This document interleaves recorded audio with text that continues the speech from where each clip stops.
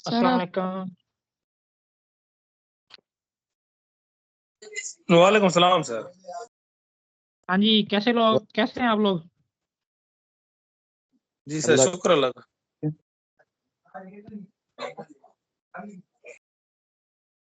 चलें जी, हम स्टार्ट करते हैं। कल तक हमने जो है ना वर्चुअल फंक्शन को देख लिया था। अगर कल के लेक्चर में किसी को प्रॉब्लम है तो वो बता सकता है, ताकि हम थोड़ा सा रिवाइज कर लें और फिर जो है ना आगे दोबारा चलते हैं, क्योंकि ये उसी से रिलेटेड है।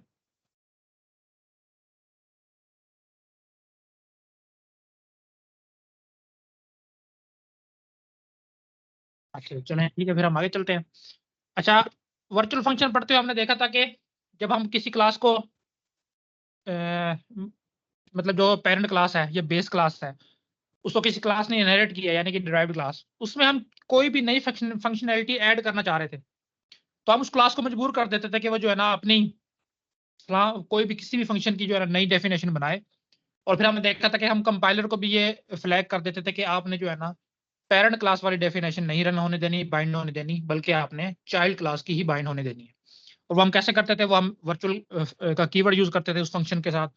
तो अर्ली बाइंडिंग करते हुए कंपाइलर को पता चल जाता था कि इस फंक्शन की मैंने अर्ली बाइंडिंग नहीं करनी, लिहाजा वो उसकी डिले कर देता था रन टाइम तक के लिए। और रन टाइम पे हमने देखा था कि हम टाइप ऑफ पॉइंटर को इग्नोर कर देते हैं, बल्कि देखते हैं कि वो पॉइंटर किस क्लास के ऑब्जेक्ट को पॉइंट कर रहा है, यानी कि उसका कंटेंट क्या है, और कंटेंट की बेस पे वो बाइंडिंग होती थी। तो फिर हमारा वो जो प्रॉब्लम थे ना, वो सारे के सारे सॉल्व हो गए थे। अच्छा, इससे आप जरा एक स्टेप आगे चलते हैं। अब हम देखेंगे कि प्योर वर्चुअल फंक्शन क्या है। और तो होगा ये भी वर्चुअल फंक्शन, यानी कि हमने इसमें भी वर्चुअल से आपको पता लग जाना चाहिए कि सिर्फ और सिर्फ हम अर्ली बाइंडिंग को स्टॉप करने के लिए यूज करते हैं। तो प्योर वर्चुअल फंक्शन में एक तो वर्चुअल कीवर्ड आ गया, हमें पता चल गया कि ये किस लिए यूज होगा, कि ये भी हमने जो है ना रन टाइम बाइंडिंग के लिए हम इसको यूज करेंगे।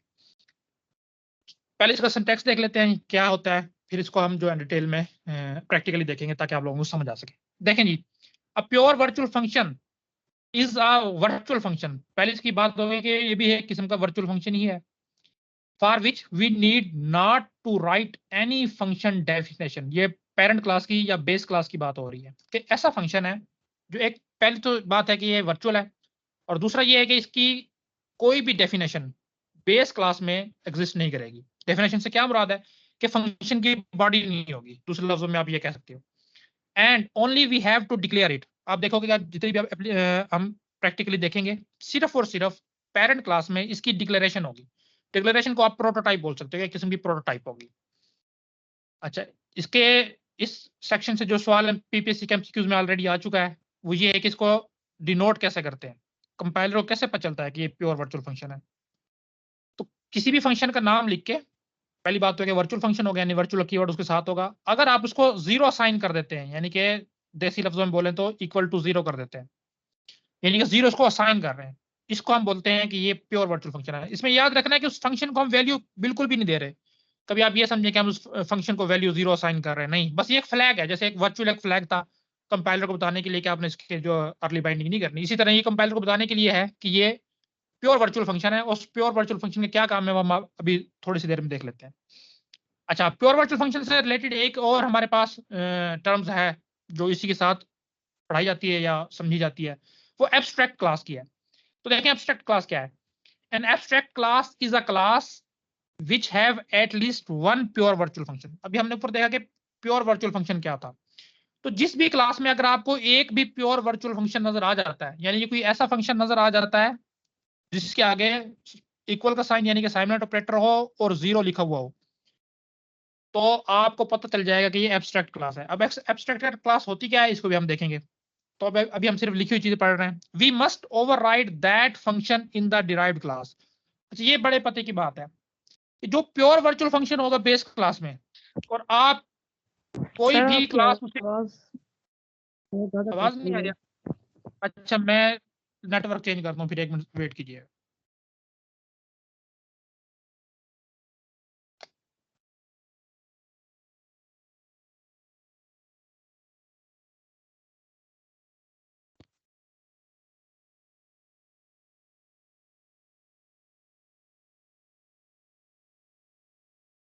सर आपकी आवाज बिल्कुल नहीं आ रही।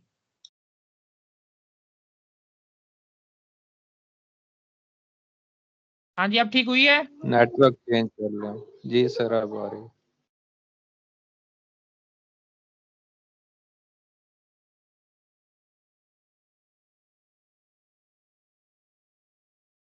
ठीक है, मैं अगेन शेयर करने लगा हूँ।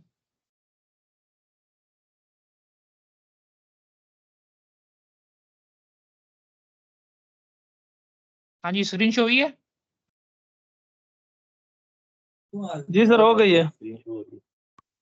ये थोड़ा सा करना यार, ये जो है ना नेटवर्क इशू है इस टाइमिंग पे आजकल हो रहा है, पता नहीं क्यों, तो देखना। नहीं अच्छा, एक पते की बात, इशू हुई है।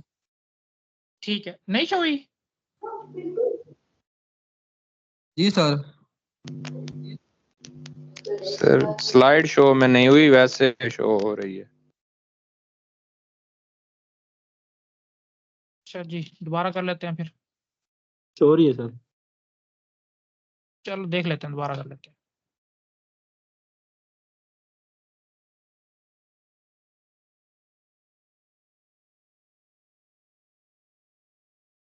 जी अब हो गई है सर। आवाज नहीं आ रही बिल्कुल भी। आवाज इसलिए नहीं आ रही क्योंकि मैं बोल नहीं रहा अभी मैं बोलना स्टार्ट करूंगा तो आवाज आएगी ना। अच्छा, ये एब्स्ट्रैक्ट क्लास से रिलेटेड एक बात जो बहुत इंपॉर्टेंट है वो आप लोगों ने लाजमी समझनी है। देखिए, अभी हमने पढ़ा कि किसी भी क्लास में अगर एक भी प्योर वर्चुअल फंक्शन हो गया तो वो एब्स्ट्रैक्ट क्लास हो जाएगी। और एब्स्ट्रैक्ट क्लास के बारे में अभी हम पढ़ेंगे कि ऐसी क्लास होती है जिसका ऑब्जेक्ट नहीं बन सकता। क्यों नहीं बन सकता वो हम प्रैक्टिकली देखेंगे, लेकिन अभी के लिए आप सिर्फ ये याद रखेंगे कि ऐसी क्लास है जिसका ऑब्जेक्ट नहीं बन सकता। ठीक है। अच्छा, पहली शर्त यह है कि जब भी आप किसी भी एब्स्ट्रैक्ट क्लास से कोई भी क्लास को डिराइव करेंगे, यानी कि कोई भी क्लास इनहेरिट करेंगे, तो जितने भी प्योर वर्चुअल फंक्शन उस एब्स्ट्रैक्ट क्लास में यानी कि पेरेंट क्लास में एग्जिस्ट करते होंगे, उन सबको आपने डिराइव क्लास में डिफाइन करना होगा, यानी कि डिराइव क्लास में उनको बॉडी देनी होगी आपने। क्योंकि पेरेंट क्लास में तो उसकी कोई बॉडी होगी नहीं, अभी आप इस फंक्शंस को देखोगे। तो पहली शर्त तो ये है कि अगर आप कोई भी क्लास एब्स्ट्रैक्ट क्लास से डिराइव कर रहे हो तो तमाम के तमाम प्योर वर्चुअल फंक्शन को आपको डिफाइन करना होगा बेस क्लास के अंदर। फिर तो बात है ठीक। अगर आप देखते हो कि यार कोई ऐसा प्योर वर्चुअल फंक्शन है जो मुझे अपनी डिराइव क्लास में जिसको डिफाइन करने की जरूरत नहीं है, उसकी डेफिनेशन उसकी बॉडी बनाने की मुझे जरूरत नहीं है, तो दो ऑप्शन है आपके पास।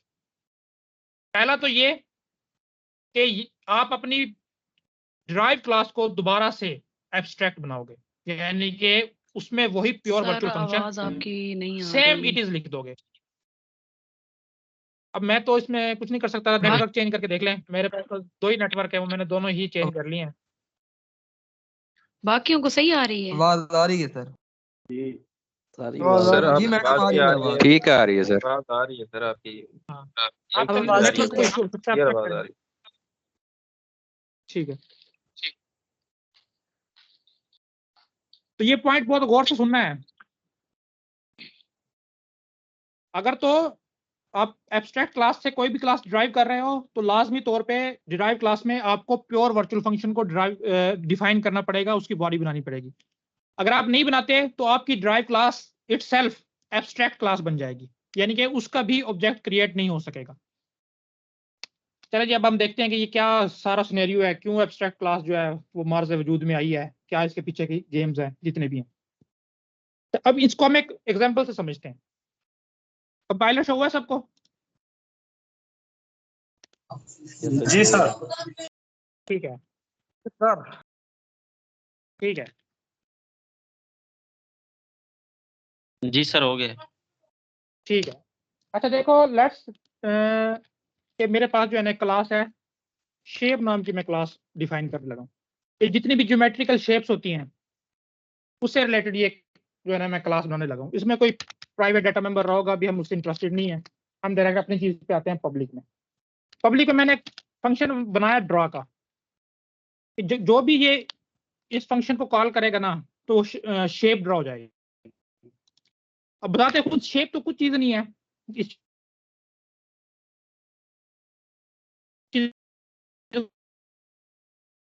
पब्लिकली इनहेरिट करने लगा हूँ शेप के साथ, यानी कि इसमें है तो ये भी शेप तो इसमें जितनी भी शेप के अंदर क्वालिटीज होंगी वो तो आएंगी आएंगी, प्लस इसकी अपनी कोई एक्स्ट्रा क्वालिटीज होंगी, जैसा कि हर शेप जो है ना वो सर्कल नहीं होगी, तो इसका एक अलग से हमें ड्रा का फंक्शन बनाना पड़ेगा और उसमें मुझे बताना पड़ेगा कि इसकी जो ड्रा की डेफिनेशन है वो आपने वैसे नहीं करनी जैसे बाकी शेप्स की कर रहे हो, क्योंकि आपको पता है कि सर्कल हमेशा क्या कह लो कि गोल शक्ल होता है। अब एक रेक्टेंगल है, वो उसमें जो डेफिनेशन लिखी हुई है ड्रा करने की और एक सर्कल में लिखी हुई वो चेंज होनी चाहिए ना, ये तो नहीं है कि दोनों एक तरीके से ड्रा हो जाएं। अच्छा लेट्स से इसको थोड़ा सा मजीद कॉम्प्लिकेट कर लेते हैं, मैं एक और बना लेता हूँ ट्राइंगल की,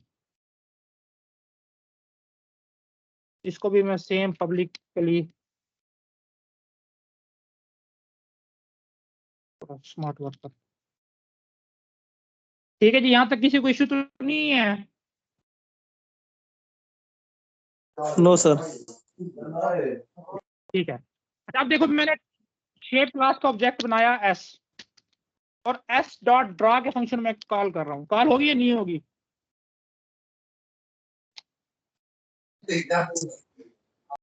क्लास को कॉल जी बताएं। हो जाएगी क्योंकि इसमें कोई बेस इशू नहीं है, सिंपल सर सिंपल बेस मैंने क्लास जी जी जी सर कॉल हो जाएगी सर, बिल्कुल सर, बेस बेस- क्लास में पड़ा है।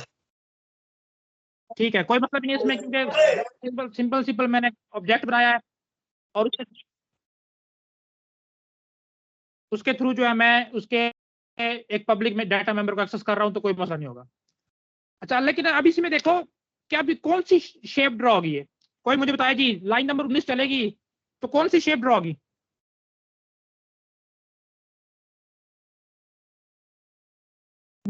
यानी कि दूसरे लफ्जों में मैं आपसे पूछ रहा हूँ कि इस शेप क्लास सर्कल। वाले ड्रा में मुझे क्या लिखना चाहिए कि कौन सी शेप और ड्रा करे, मुझे लिखवाए कोई बंदा।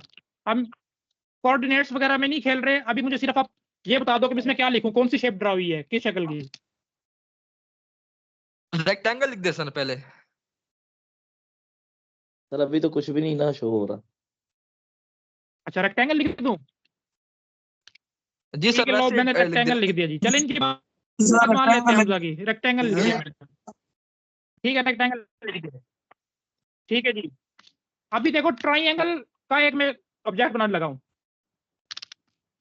ट्राइंगल का टी मैंने ऑब्जेक्ट बनाया और टी डॉट ड्रा को कॉल किया। ठीक है,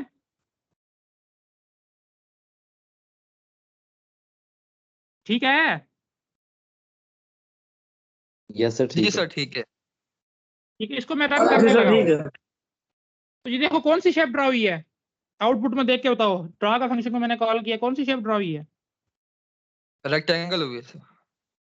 रेक्टेंगल हुई है। मतलब देखो मैं ट्राइंगल बनाना चाह रहा हूँ, रेक्टेंगल का जो है ना मेरी ड्रा हो रही है। यानी कि मुझे पता चल गया कि यार इसकी जो डेफिनेशन है ना, अभी इस वक्त मुझे जब मैं ये क्लास बना रहा हूँ शेप की, इसकी डेफिनेशन मैं नहीं दे सकता। मुझे क्या पता ये कौन सा फंक्शन कॉल करेगा, लेकिन ये मैं जरूर चाहता हूं कि जब भी कोई भी शेप बने वो सबसे पहले अपने आप को ड्रा करे। यानी कि दो रिस्ट्रिक्शन में लगाना चाह रहा हूं, एक तो जब भी कोई शेप बनेगी, सर्कल बनेगी, ट्राइंगल बनेगी, स्क्वायर बनेगी, रेक्टेंगल बनेगी, क्वाड्रिलेटरल बनेगी, जो भी बनेगी, उसके लिए मैं ये इम्पोज कर रहा हूं कि पहले वो लेट्स से कि पेपर पे या किसी भी स्क्रीन पे खुद को ड्रा करेगी। उसके लिए यानी कि मैं कहना चाह रहा हूं कि वो ड्रा के फंक्शन को लाजमी कॉल करेगी। एक शर्त तो मेरी ये है, और दूसरी ये है कि जो मेरे पास जो ये ड्रा वाला फंक्शन है ना, ये कोई ना कॉल करे। क्यों ना कॉल करे भाई?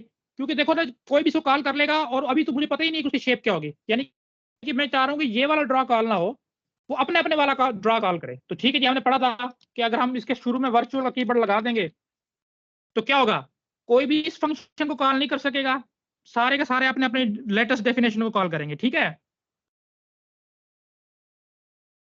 ऐसा है। यस सर ठीक है, ये कल पढ़ा था।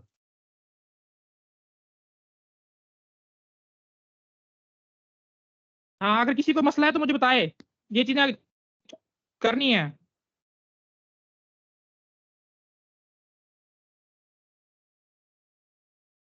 कल हमने वर्चुअल फंक्शन का क्या यूज पढ़ा था, कोई बताए मुझे? अगर कल वाला लेक्चर भी रिपीट किया तो फिर ये कोई नहीं सर समझ आएगा। सर यही पढ़ा था कि जो वर्चुअल फंक्शन इसलिए बनाया जाता है कि जो मतलब हम ऑब्जेक्ट बनाए डिराइव क्लास का, तो वो अपने लेटेस्ट डेफिनेशन को यूज करे उसको लेटेस्ट लेटेस्ट डेफिनेशन डेफिनेशन को जो है तो देखो यही मैं चाह रहा था कि हर बंदा latest अपने अपनी यही मैं चाह रहा था कि हर बंदा अपने अपनी लेटेस्ट डेफिनेशन को रन करे। तो अगर मैं यहाँ पे वर्चुअल लिख दूंगा तो मेरा एक मसला तो सॉल्व हो जाएगा, ठीक है। लेकिन एक मसला फिर भी मेरे Yes, sir. पास है कि ये जो शेप क्लास को तो अभी भी मैं ऑब्जेक्ट बना सकता हूँ ना, और जब मैं शेप क्लास को ऑब्जेक्ट बनाऊंगा वो ड्रा के फंक्शन को कॉल करेगा, वो तो इसी वाले को करेगा जो इसका अपना है शेप क्लास का यानी कि बेस क्लास का। मसला तो फिर वहीं का वहीं है। ऐसा है या नहीं? जी सर है। अच्छा मतलब मैं चाह रहा था कि यार कोई भी इसको कॉल ना करे। चले बाकी क्लासेस पे तो मैंने रिस्ट्रिक्शन लगा दी वर्चुअल कीवर्ड लगा के कि यार वो जो अगर कोई कॉल भी करता है ना ड्रा के फंक्शन को, सबकी अपनी अपनी डेफिनेशन चलेगी।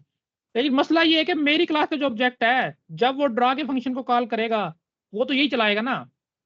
तो मैंने इसका एक तरीका तो ये सोचा है कि मैं इसकी डेफिनेशन दूं ही ना। तो ये मैंने इसकी बॉडी खत्म कर दी और बॉडी खत्म करूंगा स्टेटमेंट टर्मिनेटर लगा दिया, यानी कि मैं इसको बता रहा हूँ कि ठीक है यार इससे कोई डेफिनेशन है ही नहीं। लेकिन अगर आप ये चीज को देख रहे हो गौर से तो आपको पता चल रहा होगा कि यही सेम चीज जब हमने क्लासेस को पढ़ा था तो मैंने बताई थी कि फंक्शंस को आप दो तरह से डिक्लेयर और डिफाइन कर सकते हो।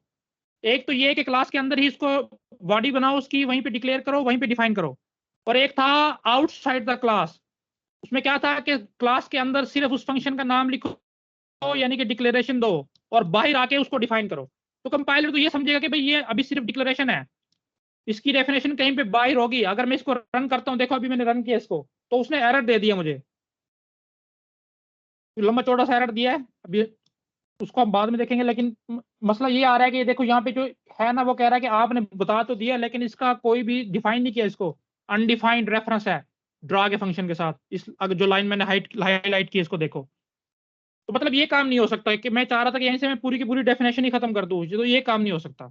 तो इस सिलसिले में जो है ना C++ ने हमें एक सिंटैक्स प्रोवाइड किया है कि अगर आप ऐसा फंक्शन चाहते हो कि तमाम की तमाम डिराइव क्लास उसको लाजमी तौर पे अपने अपने तौर पे डिफाइन करें और लेटेस्ट डेफिनेशन चलाएं, लेकिन शेप क्लास में आप चाहते हो कि वो फंक्शन रन ना हो, तो सिंपल सिंपल आप इक्वल या असाइनमेंट लगा के 0 लगा दो बस। इसी सिंटैक्स में अगर कोई चीज लिखी गई होगी उसको हम प्योर वर्चुअल फंक्शन कहते हैं। अब समझ आइए प्योर वर्चुअल फंक्शन क्यों बनाया जाता है। यस सर, समझ आ गई। क्यों बनाया जाता है जी, रिपीट करो करो जी, रिपीट करो। एक तो सर ये होता है कि अगर हम इसको सादा डिक्लेयर कर देंगे, सिर्फ मतलब इक्वल टू 0 नहीं लगाएंगे, तो कंपाइलर इसकी एरर दे देगा कि बाहर इसकी ठीक है। डेफिनेशन करें। क्योंकि जैसे हमने पहला पढ़ा था कि अगर आप आउट ऑफ द क्लास यानी क्लास में सिर्फ एक फंक्शन को डिक्लेयर करते हैं तो आउटसाइड उसको डिफाइन जरूर करना है। और दूसरा, अगर हम सिर्फ वर्चुअल का कीवर्ड लगाएंगे ठीक है। तो वो लेटेस्ट डेफिनेशन को तो चला देगा, लेकिन हाँ उसका ये नुकसान होगा कि उसकी जो बॉडी है, ये सर मैं भूल गया, जरा दोबारा रिपीट कर दें। कि वो जो लेटेस्ट डेफिनेशन को तो चलाएगा। ठीक है। पेरेंट क्लास के यार फंक्शन ये खुद को कॉल नहीं हम कर सकेगा। हमजा का मैसेज आया हुआ है कि सर मुझे किसी ने क्लास से रिमूव कर दिया है। यार ऐसे ना किया करो, ठीक है। तो ये बात जो मैं कह रहा हूँ यार, किसी को मीटिंग से रिमूव ना किया करो। अब मुझे नहीं पता ये सेटिंग कहाँ से ऑन हुई है या ऑफ हुई है, कल मैं इसको देखूंगा। अभी रन टाइम पे तो मेरे लिए पॉसिबल नहीं है, लेकिन जो बंदे क्लास लेने आ रहे हैं यार उनको रिमूव ना किया करो, जिसके पास भी एक्सेस आ गई है गलती से। तो देखो जी इस तरह के ना बहुत सारे सिनेरियोज हमारे पास आते हैं जब हम चाहते हैं कि यार एक क्लास हम ऐसी बनाएं जिसकी फंक्शनैलिटी को हम दूसरे पे इम्पोज करें। जैसे अभी मैंने आपको शेप की एग्जांपल दी है कि शेप होगी कोई ना कोई, वो लाजमी तौर पे मैं चाहता हूं कि जैसे ही वो बने अपने आप को ड्रा करे। तो इसका ये था, एक तो ये था कि मैं यहाँ पे फंक्शन बनाऊं और उसको वर्चुअल कर दूं। उससे ये होगा कि ये फंक्शन तो बिल्कुल नहीं चलेगा, जब भी ड्रा वाला कॉल होगा वो सारे सारे अपना वाला करेंगे। लेकिन ये मैं इस पे इम्पोज नहीं कर रहा था कि वो लाजमी कॉल करे, क्योंकि कल भी मैंने बताया था कि अगर एक बेस क्लास में कोई वर्चुअल फंक्शन है तो ड्राइव क्लास बेशक उसको ओवरराइड कर रही है, नहीं कर रही है, इससे कोई मसला नहीं आता। नहीं कर रही तो कोई मसला भी नहीं आएगा, लेकिन मैं चाहता हूँ कि लाजमी तौर पर ड्राइव करे, तो फिर मुझे उसको प्योर वर्चुअल बनाना पड़ेगा। और प्योर वर्चुअल बनाने का था कि सिर्फ असाइन लगा के 0 लगा दो। अब मैंने दोनों इंपोज कर दी। एक तो ये भी हो गया कि जब भी कोई इस फंक्शन को कॉल करेगा तो वो अपने वाली लेटेस्ट डेफिनेशन को चलाएगा क्योंकि वर्चुअल है। और दूसरा कि लाजमी करेगा। लाजमी क्यों करेगा? क्योंकि मैंने इसको प्योर वर्चुअल बना दिया। सी प्लस प्लस ये कहती है अगर किसी फंक्शन को आप प्योर वर्चुअल बना देते हो तो लाजमी तौर पर ड्राइव क्लास को इसको डिफाइन करना पड़ेगा अपनी क्लास के अंदर। अगर वो नहीं करेगी तो वो क्लास एज इट अपने आप में एक एब्स्ट्रैक्ट क्लास बन जाएगी। यानी कि दूसरा में आप कह रहे हो कि अगर मैं चाहता हूं कि इस क्लास में मैं इसको ओवरराइड ना करूं तो फिर मुझे पूरे का पूरा ये सिंटैक्स कॉपी करके यहाँ पे डालना पड़ेगा, फिर मुझे ये रन करने देगा। अगर मैं इस क्लास को बिल्कुल यहाँ से रिमूव कर दूं तो मुझे फौरन एरर देगा कि नहीं, आपने ड्रा वाले फंक्शन को ओवरराइड नहीं किया, डिफाइन नहीं किया, आप उसको दोबारा से करो। तो ये मकसद है प्योर वर्चुअल फंक्शन का। और इसीलिए हम कहते हैं कि जब ऐसी क्लास हमने बना दी जिसमें हमने ये फंक्शन रख दिया, और अगर अब मैं इस ऑब्जेक्ट बनाऊंगा ना, चलो अच्छा हम अभी एक दूसरे सिमत में सोचते हैं कि ठीक है जी, अभी हमारे पास ऐसी कोई कंडीशन नहीं है कि कोई ऐसा एब्स्ट्रैक्ट क्लास या ऐसी क्लास जिसमें प्योर वर्चुअल फंक्शन है उसका ऑब्जेक्ट नहीं बन सकता। अभी हमें इस चीज का पता ही नहीं है। तो मैंने वही सिंपल सी शेप का ऑब्जेक्ट बनाया, एस और एस डॉट ड्रा किया। अब देखो ये कॉल कर रहा है उसको कि ड्रा के फंक्शन में जो भी चीज है वो ड्रा करो। अब ड्रा के फंक्शन में कोई डेफिनेशन है ही नहीं। देखो शेप क्लास में आप ड्रा के फंक्शन में जाओ, वहां पे कोई डेफिनेशन है ही नहीं, लेकिन फंक्शन तो कॉल हो रहा है। अगर एक चीज कॉल हो रही है तो आपको तो काम करना चाहिए, लेकिन जब कुछ चीज है ही नहीं, कॉल भी होगी लेकिन कुछ चीज होगी भी नहीं, ये इतनी सारी एम्बिग्यूटीज जो है ना किसी भी लैंग्वेज में जो है ना वो बियरेबल नहीं है। तो इसलिए हमने ये शर्त लगाई थी कि अगर आप एक क्लास में प्योर वर्चुअल फंक्शन बना रहे हो तो फिर उसको ऑब्जेक्ट नहीं बनेगा। ऑब्जेक्ट क्यों नहीं बनेगा? क्योंकि जब ऑब्जेक्ट बन जाएगा वो फ्री होगा, वो तो किसी भी फंक्शन को कॉल कर सकता है। अगर वो फ्री हो गया और ऐसे फंक्शन को कॉल कर रहा है जिसकी बॉडी ही नहीं है, जिसको आप कह रहे हो कि डू नथिंग फंक्शन है, फंक्शन कुछ भी नहीं कर रहा, तो अगर उसको वो कॉल कर रहा है तो उसका काम क्यों नहीं हो रहा? तो सिर्फ और सिर्फ इस चीज से बचाने के लिए हमने ये शर्त इंपोज की थी कि जो भी एब्स्ट्रैक्ट क्लास होगी या ऐसी क्लास होगी जिसमें एक प्योर वर्चुअल फंक्शन होगा उसको ऑब्जेक्ट ना बनाने दिया जाए। तो ये मैं कल बता रहा था कि सर आपकी आपको जो आवाज चीज में जो है बहुत ना ज्यादा वो डिस्टॉर्शन है, कटती आवाज आ रही है। डिस्टॉर्शन है। सर आपकी आवाज ठीक आ रही है, उनका नेट का इशू है मेरे ख्याल से, लेकिन वो जब बोलती हैं तो उनकी आवाज तो क्लियर आती है। अच्छा मैं स्विच करता हूँ 1 minute network. Sir basically issue तब आता है जब बहुत सारे लोग माइक ऑन कर देते हैं, कुछ लोग ऐसे माइक ऑन ही रखते हैं तो डिस्टॉर्शन आता। अच्छा 1 मिनट, मैं जो है ना सबको अटेंडी बनाता हूँ और सबके माइक को ना ऑफ करता हूँ। सिर्फ 1 मिनट दे मुझे।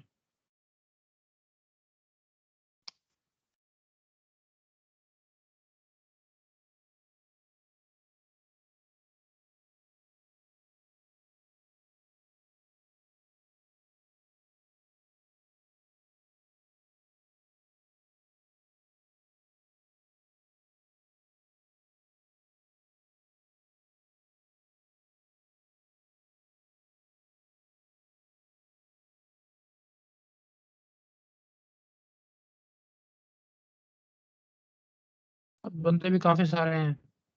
चलो यार अपने अपने पे ना माइक ऑफ रखो, जिसको बात करनी हो ना बस वही काम काइंडली ऑन करे। इसी तरह ये जितने भी मुश्किल दिन है इलेक्शन वाले ये गुजारने पड़ेंगे, ऐसे ही रोज चलता रहेगा नहीं तो काम।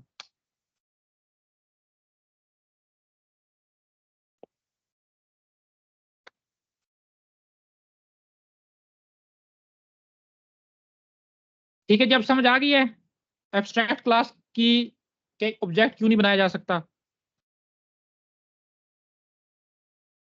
यस सर समझ आ गई। जी सर आ गई। ठीक है, इस चीज को ध्यान में रखना है। अब अगर आपसे कोई पूछता है तो उसको ये सारी लंबी चौड़ी चीजें बतानी है ताकि उसको पता चले कि आपको ये चीजें आती हैं। अच्छा जी, यही बस सारी बात मैंने यहाँ पे लिखी हुई है कि एब्स्ट्रैक्ट क्लास क्यों जरूरी है। अच्छा एब्स्ट्रैक्ट क्लास उस वक्त आपको बनानी पड़ती है जब आप जनरलाइजेशन के कंसेप्ट की तरफ जाओ। जनरलाइजेशन का कंसेप्ट क्या है मैं आपको थोड़ा सा समझा देता हूँ। कोई आपसे पूछ ही लेता है कि एब्स्ट्रैक्शन क्यों की जाती है क्लासेस की।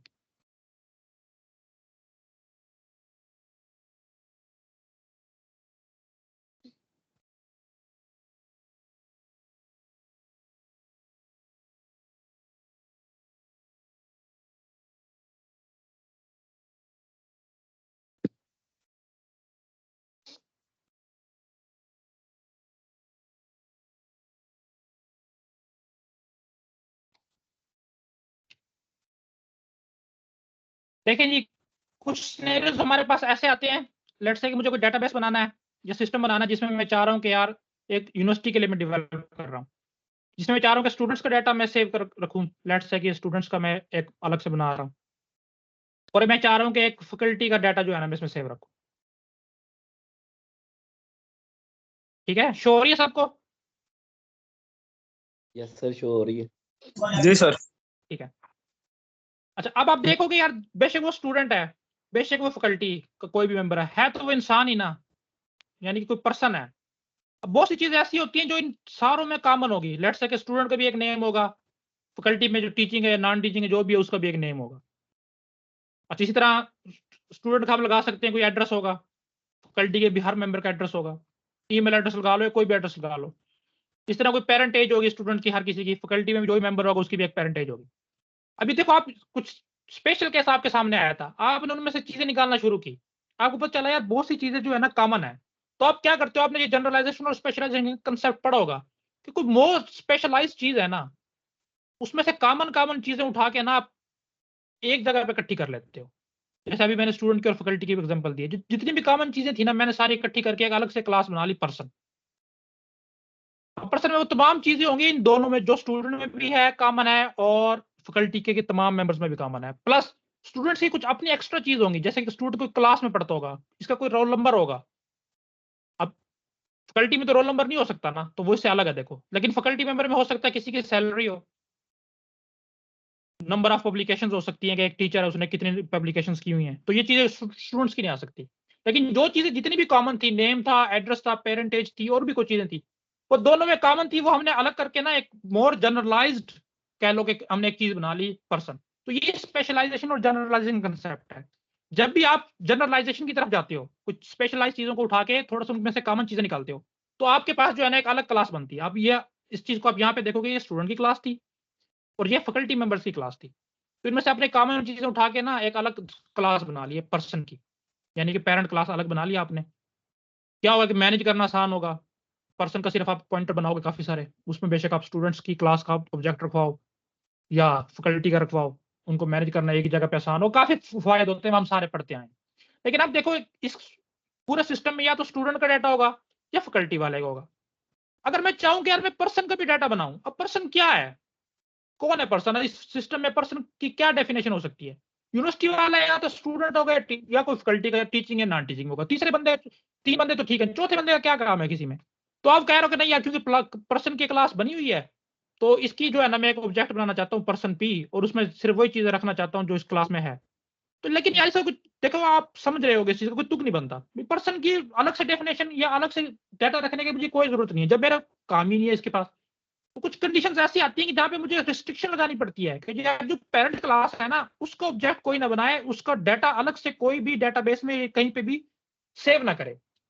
तो इस सूरत में जो है ना, फिर मैं इस क्लास को एब्स्ट्रैक्ट बनाता हूँ। लेकिन मैं ये जरूर चाहता हूँ कि इसमें कुछ चीज ऐसी हो जो दोनों या तीनों या चारों जितनी भी क्लासेस से ड्राइव हो रही है, वो सारी की सारी एक्वायर करें। लेट्स से कि मैं लगाना चाह रहा हूँ कि यार स्टूडेंट वाली में जो है ना और फैकल्टी वाले दोनों में जो है ना, CNIC या बे फॉर्म को जो है ना प्राइमरी की बनाना है, मैं अपने एंड पे डिसाइड कर रहा हूं। तो अब मैं गेट बे फॉर्म को एक फंक्शन बनाऊंगा और उसमें मैं डेफिनेशन डालूंगा कि ये यूजर से उसका बे फॉर्म नंबर या CNIC नंबर गेट करे, और इसको मैं प्योर वर्चुअल बना दूंगा। प्योर वर्चुअल बनाने से मुझे ये फायदा होगा, एक तो इस पर्सन क्लास को कोई अलग से ऑब्जेक्टिव बना सकेगा, और दूसरा इस गेट CNIC या गेट रजिस्ट्रेशन या बे फॉर्म नंबर वाले को इस स्टूडेंट और फैकल्टी दोनों क्लासेस के जितने भी ऑब्जेक्ट बनाऊंगा सबके सबको इसको ओवरराइड करना पड़ेगा। यानी कि लाजमी तौर पे एक नंबर देना पड़ेगा जो मैं कोडिंग मैंने की होगी कि उस नंबर को मैं प्राइमरी की बनाऊंगा। तो इस तरह के फंक्शंस आप रिलेट करो, आपको समझ आ चुकी होगी कि क्यों किसी फंक्शन को आपको प्योर वर्चुअल बनाना पड़ता है या क्यों किसी क्लास को एब्स्ट्रैक्ट बनाना पड़ता है। समझ आई इस चीज की? Yes sir. जी सर। हाँ, तो इसी चीज से आप कोई पूछे ना आपको एब्स्ट्रैक्ट क्लास क्यों बनाना है, तो ये सारा अच्छे तरीके से चीजें बतानी है ताकि उसके पास मजीद जो है ना फंसाने को कोई रहे ना। अभी आगे हम जो पढ़ने लगे हैं ना कॉपी वाला कंसेप्ट, इसमें मैं आपको एक बंदे की स्टोरी सुनाऊंगा। देखो जी, 2020 में जिन्होंने इंटरव्यू दिया था खासतौर पे लाहौर सेंटर में, उनसे भी एक सवाल बड़ा पूछा गया था, शैलो कॉपी और deep copy.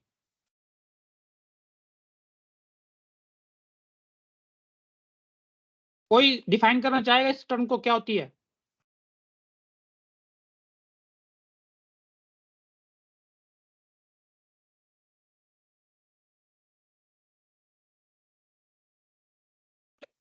Sir shallow copy की हम एग्जांपल यूं ले सकते हैं जैसे शॉर्टकट नहीं होता, पीछे उसका एक शॉर्टकट होता है जिसके ऊपर हम उसको यूज कर लेते हैं, लेकिन अगर पीछे से उसको डिलीट कर दें तो शॉर्टकट का कुछ मैंने नहीं बनता। ये शैलो कॉपी। और डीप कॉपी के लिए कि अगर हम उधर एक कॉपी है तो वहां से कॉपी करके आते हैं और दूसरी लोकेशन पे उसे कॉपी कर देते हैं, अगर उसको पीछे वाला डिलीट कर लिया जाए तो उसको इटसेल्फ यूज किया जा सकता है।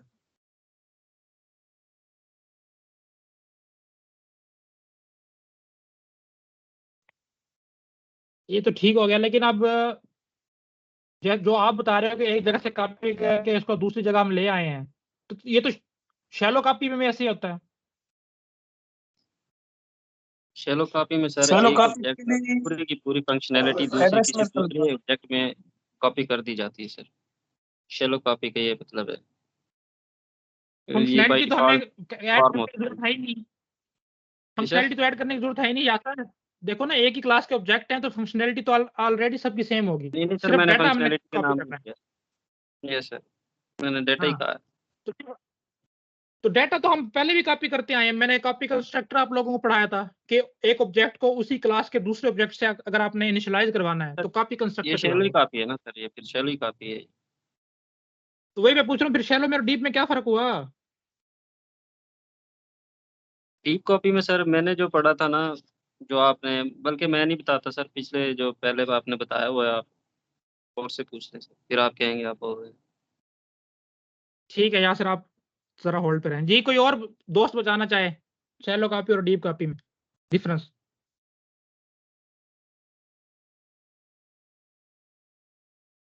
अच्छा देखो, नहीं सर, जब हम कॉपी कंस्ट्रक्टर सुनी पढ़ पहली रहे थे, दफा। अच्छा चले कोई नहीं भी। देखो, जब हम कॉपी कंस्ट्रक्टर पढ़ रहे थे तो मैंने बताया था, लेट्स से एक क्लास है स्टूडेंट की, मैं एसटीडी के नाम से ले रहा हूँ, और इसका एक S1 मैंने ऑब्जेक्ट बनाया, उसमें मैंने कोई data let's say roll number और मार्क्स जो है ना मैंने सेट कर दिए। तो मैंने बताया था कि एक कंस्ट्रक्टर ऐसा है, और भी थे लेकिन इसके बारे में मैंने बताया था कि जो कंपाइलर खुद से बना देते हैं, और वो उसको कहते हैं डिफॉल्ट कॉपी कंस्ट्रक्टर। वो क्या करता है कि इसी क्लास का अगर आप एक ऑब्जेक्ट बनाते हो और उसको इसी क्लास के किसी और ऑब्जेक्ट्स के डाटा से इनिशियलाइज करवाना चाहते हो, यानी कि देखो इस स्टेटमेंट में मैं S2 बना रहा हूं और मैं चाह रहा हूं कि S2 में तमाम वो डाटा आ जाए जो S1 के अंदर है, यानी कि रोल नंबर में 4 आ जाए और मार्क्स में 45 आ जाए। तो ये पॉसिबल है। इसके लिए कंपाइलर एक अलग से आपके कोड में कंस्ट्रक्टर को बना देता है, जिसको आप डिफॉल्ट कॉपी कंस्ट्रक्टर या सिर्फ कॉपी कंस्ट्रक्टर भी कहते हो। और इसी चीज को आप इस तरह भी लिख सकते हो, ये भी हमने देखा था। स्टूडेंट S2 आपने बनाया और आप इस तरह, जिस तरह पैरामीटर पास करते हैं, इस तरह लिख के भी आप कर सकते थे। ये और ये जो ऊपर वाली स्टेटमेंट है, ये बिल्कुल इक्विवेलेंट है। दोनों के बारे में कॉपी कंस्ट्रक्टर ही चलता था और हमने ये देखा था, बल्कि हमने कॉपी कंस्ट्रक्टर को ओवरलोड भी किया था अपने हिसाब से। अच्छा, एक तरीका तो ये है इसका, और दूसरा हमने तरीका पढ़ा था वो थोड़ा सा चेंज था। लेट्स से स्टूडेंट S1 मैंने बनाया, उसमें मैंने कोई डाटा 4 और 100 रख दिया लेट्स से। तो उसके बाद मैं एक और ऑब्जेक्ट बनाता हूँ S2,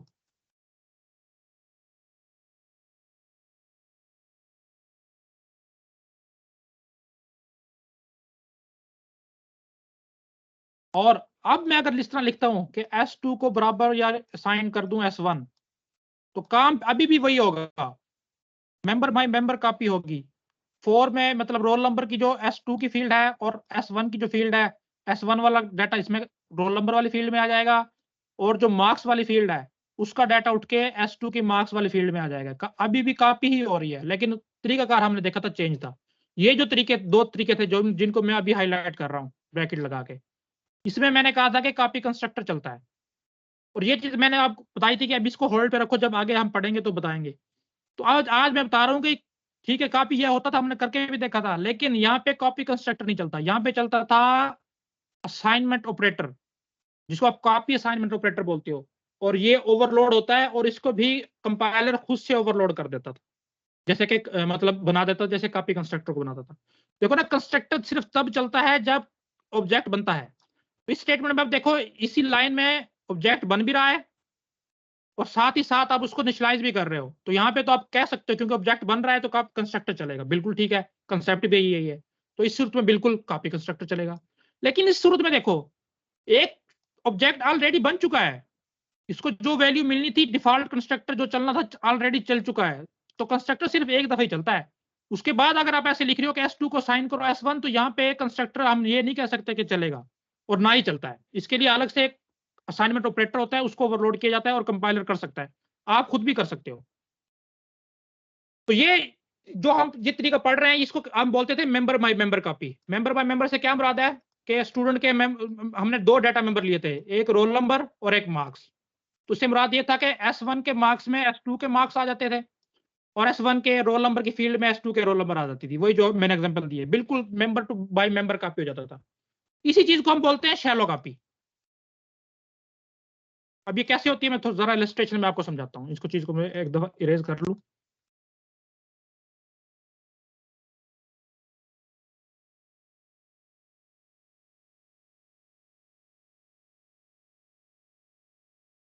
ये आखिरी मुश्किल कंसेप्ट है, उसके बाद जो है ना पॉलीमॉर्फिज्म आप इंशाल्लाह कभी नहीं भूलोगे इन चीजों को। देखो जब मैं लिखता था ऐसे std_s1, तो क्या होता था, मेमोरी में एक ऑब्जेक्ट बनता था S1 नाम का, और उसमें दो वेरिएबल बन जाते थे। लेट्स से ये रोल नंबर है, मैं सिर्फ R से इसको डिनोट कर रहा हूं, और ये मार्क्स है, मैं इसको M से डिनोट कर रहा था। जैसे आप दूसरी स्टेटमेंट लिखते थे std यानी कि स्टूडेंट क्लास का S2 ऑब्जेक्ट बनाओ और उसको इनिशियलाइज कर दो S1 के साथ, तो दूसरी देखे स्टेटमेंट में क्या होता था, सेम एक ऑब्जेक्ट ऐसे ही बनता था, उसका नाम होता था S2। उसमें भी दो वेरिएबल बनते थे, एक R नाम का और एक मार्क्स नाम यानी कि M नाम का। अब इसके बाद हमने इसमें कोई डाटा वैल्यू इनिशियलाइज करवाई है, जो भी ये वाला कहानी है। मैं लेट्स से मैं कहता हूँ कि रोल नंबर मैंने 4 रखवा दिया था और मार्क्स में मैंने 5 रखवा दिया था। तो जब ये वाली स्टेटमेंट चलेगी जिसको मैं अब इनबॉक्स कर रहा हूं, तो क्या होता था, ये 4 उठ के जो है ना इसमें भी आ जाता था, तो यहाँ पे कॉपी हो जाता था 4, और यही 5 उठ के यहाँ पे भी आ जाता था, यहाँ पे कॉपी हो जाता था 5। ये गेम चलती थी वहां पे। इसको हम बोलते थे शैलो कॉपी, और ये बिल्कुल ठीक थी जब तक आप पॉइंटर्स पे ना जाओ। हमने देखा था कि रन टाइम पॉलीमॉर्फिज्म या लेट बाइंडिंग भी हमें उसी वक्त जरूरत पड़ती थी जब आप पॉइंटर के साथ खेलना शुरू करते हो। अगर पॉइंटर किसी भी चीज में शामिल नहीं हो रहे ना, आपका कोड बिल्कुल ठीक चल रहा होता, तो कोई मसला नहीं हो रहा था। लेकिन जैसे ही आपके प्रोग्राम में पॉइंटर आते हैं, अच्छा देखो जी, अब मैंने स्टूडेंट की क्लास को थोड़ा सा चेंज किया है, यानी कि मार्क्स और रोल नंबर तो पहले ही थे, अब मैंने जो है ना एक पॉइंटर भी ले लिया, लेट से P टाइप का। अच्छा इसको हम प्रैक्टिकली देखते हैं, तब आपको थोड़ा सा ज्यादा क्लियर होगा। देखो जी, मैं कंपाइलर रन करता हूँ।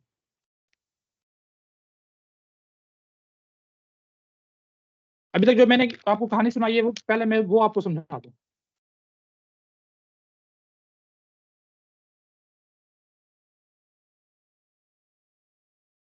स्टूडेंट की क्लास क्या मैंने नंबर लिख रहा हूँ। स्टूडेंट की क्लास हमने लीजिए, देखें उसके प्राइवेट में मैंने अभी दो डाटा मेंबर का नाम लिया था कि एक था रोल नंबर, इसको मैं RNO कह रहा हूँ, और एक थे मार्क्स, इसको मैं मार्क्स से लिख रहा हूँ, ठीक है। और पब्लिक में हम इसके एक दो फंक्शन बना लेते हैं, void set डाटा के नाम से, जो डाटा को सेट करेगा अपने अंदर ये दो आर्गुमेंट लेगा, R रोल नंबर के लिए और M मार्क्स के लिए।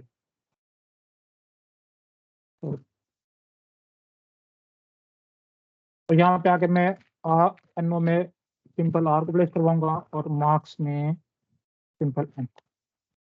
ये मेरा सेट डाटा का फंक्शन हो गया, और इसी तरह मैं शो डाटा का बना लेता हूँ।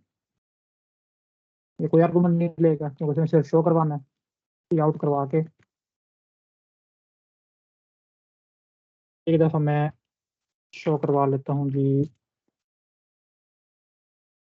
रोल नंबर को, रोल नंबर RNO, और ये मेल लाइन, और दूसरी दफ़ा मैं शो करवा लेता हूँ जी मार्क्स को।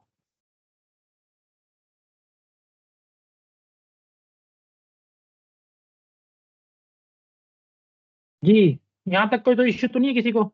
ये वही चीजें जो हम ऑलरेडी कर चुके हैं।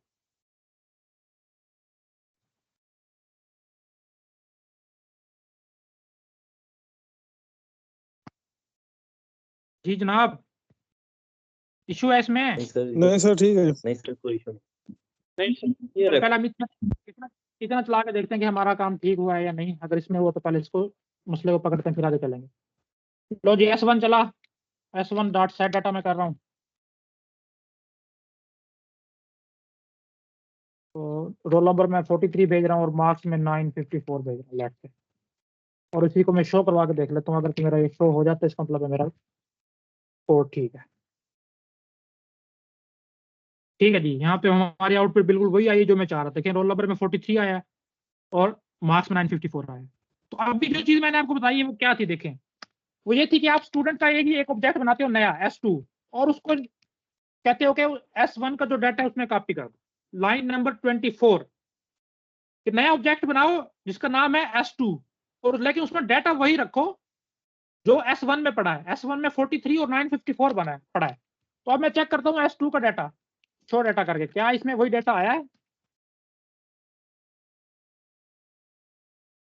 देखें जी सेकंड आउटपुट क्या आ रही है मेरे पास। ये सेम आ रही है सर। सेम आ रही, मतलब ये वाकई जो मुझे चीजें बताई गई थी कि कॉपी कंस्ट्रक्टर चलता है, वो मेंबर बाय मेंबर कॉपी करता है, वो बिल्कुल ठीक थी। अब कॉपी कंस्ट्रक्टर होता कैसा है वो आप लोग जरा देख लो। देखो बेशक हम बनाए ना बनाए, कंपाइलर बना देता है। तो एक तो एक कंस्ट्रक्टर है सेम नाम का जिस नाम की क्लास है, मुझे पता है स्टूडेंट। और दूसरा देखो ये क्या करता है, ये एक सेम टाइप को ऑब्जेक्ट ले रहा है। अभी ये मैंने बताया था कि आप इसको इस तरह भी लिख सकते हो, स्टूडेंट S2 बनाओ और उसमें पास कर दो S1। तो दोनों तरीके से काम करता है। बेशक आप इससे कहोगे मैं इससे भी करा के दिखा दूंगा, लेकिन अगर आप मानते हो कि हाँ इससे चल जाएगा, जिन्होंने पहले क्लासेस ली हुई हैं उनको पता है कि सर हमने चला के ऑलरेडी देखा था। तो क्या हो रहा है, कंस्ट्रक्टर कॉल हो रहा है और वो स्टूडेंट टाइप का ही ऑब्जेक्ट ले रहा है। और हमने यहाँ पे देखा था कि रेफरेंस पास करते थे हम। अब जिसको याद आ गया होगा, रेफरेंस पे यहाँ पे थोड़ी बहस भी हुई थी कि रेफरेंस भी भेज रहा है। तो ये वही बात है कि यहाँ पे स्टूडेंट सर का एक रेफरेंस आएगा। जी जी सर एक ऑब्जेक्ट दूसरे ऑब्जेक्ट से रेफरेंस ले रहा है थ्रू आर्गुमेंट। नहीं, कंस्ट्रक्टर की बात कर रहा हूँ मैं। सर कॉपी कंस्ट्रक्टर की बात कर रहा हूँ, वो दूसरे ऑब्जेक्ट से ले रहा है वैल्यू सर।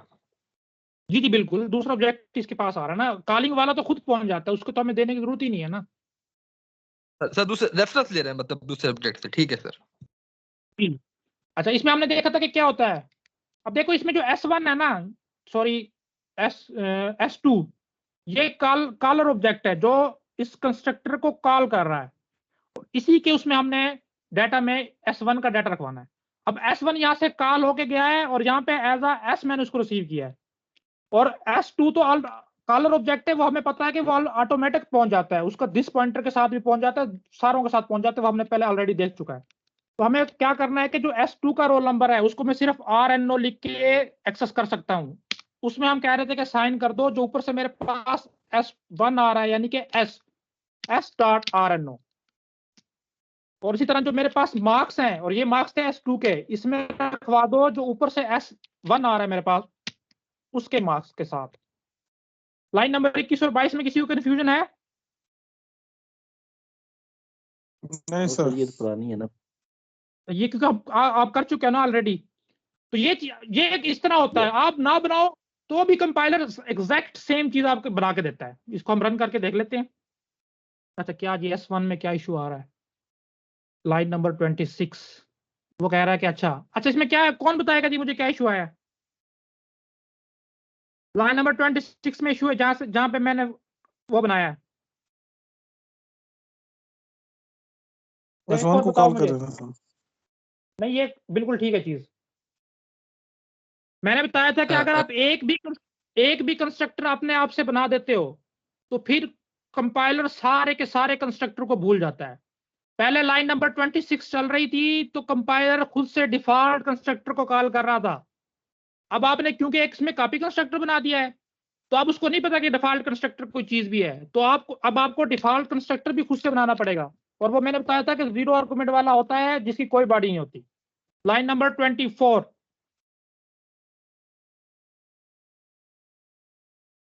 ये मैंने डिफॉल्ट 0 आर्गुमेंट वाला कंस्ट्रक्टर बनाया है। किसी को नहीं समझ आई इस कंसेप्ट की तो मुझसे पूछ सकता है वो कि सर ये क्यों बनाया गया है, पहले तो चल रहा था अब क्यों नहीं चल रहा।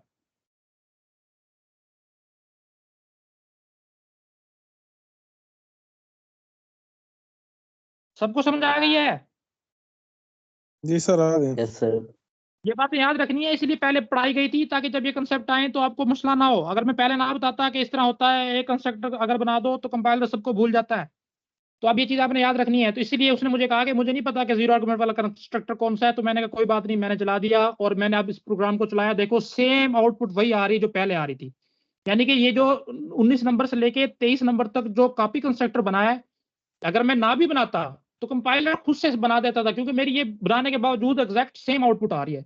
तो मुझे जो मतलब इस बात पे यकीन आ गया कि जो मुझे बताया जाता था कि एक डिफॉल्ट कॉपी कंस्ट्रक्टर चलता है जो मेंबर बाय मेंबर कॉपी करता है, वो बिल्कुल ठीक था। अगर कंपाइलर नहीं बना रहा तो हम खुद बना लेंगे। शैलो कॉपी में आप इसको बनाओ ना बनाओ एक ही बात है, क्योंकि कंपाइलर आपके लिए बना देता है। लेकिन मसला कहाँ आता है? देखो मसला तब आता है कि लेट्स से कि आपके डाटा ऑब्जेक्ट्स में एक पॉइंटर भी आ गया। लो जी, एक नया जो है ना मैंने ऐड किया है पॉइंटर टाइप का। अच्छा अब देखो पहले तो मसला कोई नहीं था, जैसे ही ऑब्जेक्ट बन रहा था आप इसमें 43 और 954 देके इनिशियलाइज कर रहे थे। लेकिन मसला ये कि अब एक पॉइंटर भी आ गया है, तो जैसे ही ऑब्जेक्ट बनेगा तो पॉइंटर भी क्रिएट हो जाएगा। और हमने पहले ही पढ़ा है कि जब भी कोई पॉइंटर पढ़े बने तो उसमें गार्बेज वैल्यू आती है। तो कम से कम अगर उसमें आप कोई एग्जैक्ट वैल्यू ना दे सको उस वक्त, तो कम से कम गार्बेज वैल्यू ना आने दो, नल वैल्यू रखवा दो, जो भी करो।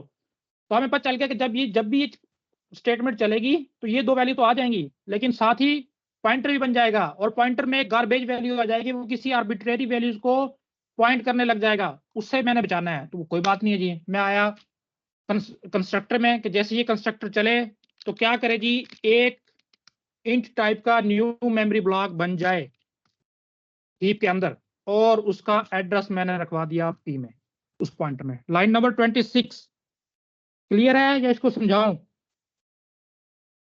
Clear sir. नहीं सही, ये क्लियर है। ये कल आपने जो बताई थी न्यू वर्ड कीवर्ड वाला, बस ये इसको मैंने कंस्ट्रक्टर में रखवा दिया है ताकि जैसे ही ऑब्जेक्ट बने फौरन से एक हीप में मेमोरी ब्लॉक बन जाए। न्यू कीवर्ड है, वो एक एड्रेस रिटर्न करेगा, वो एड्रेस मैंने पी में स्टोर करवा दिया और मैंने कुछ भी नहीं किया। ठीक है? अच्छा अब देखो Yes, sir. सेट डाटा में मैं चाहता हूँ कि ठीक है रोल नंबर और मार्क्स तो थे ही, अब मैं इसमें कोई और नई वैल्यू रखवाना चाह रहा हूँ। अब मैंने जो क्योंकि 3 नए वेरिएबल बना लिए हैं। ठीक है, देखो नया वेरिएबल एक बना है, उसको अभी कोई नाम नहीं है, लेकिन पी उस वेरिएबल के लोकेशन को पॉइंट कर रहा है, उसमें मैं कोई भी वैल्यू रखवा सकता हूँ। तो लेट्स मैं चाहता हूँ कि आज जो तीसरी वैल्यू मैंने बनाई है ना वो परसेंटेज की है, कि आप उसमें जो है ना हर स्टूडेंट की परसेंटेज या कुछ भी रखवा सकते हो, कोई भी वैल्यू। मैं भी परसेंटेज लेके चलता हूँ। मैं चाहता हूँ कि उस जो नई रन टाइम पे वैल्यू बन रही है, जो वेरिएबल बन रहा है हीप में मेमोरी बन रही है, उसमें आप परसेंटेज रखवा दो, लेट्स से 45। तो देखो सेट डाटा का फंक्शन था पहले, तो इसमें 2 चीजें आ रही थी, कोई मसला नहीं था। अब क्योंकि तीसरा आर्गुमेंट भी आ रहा है तो वहां से कोई मसला नहीं है जी, मैं यहाँ पे परसेंटेज यानी कि पीई करके इसको रिसीव कर लेता हूँ। अच्छा अब मुझे एक बात बताइए जी, पॉइंटर जिस लोकेशन को पॉइंट कर रहा है उस पर कौन सी वैल्यू पड़ी है? अगर मुझे एक्सेस करनी हो तो कौन से ऑपरेटर से मैं एक्सेस कर सकता हूँ?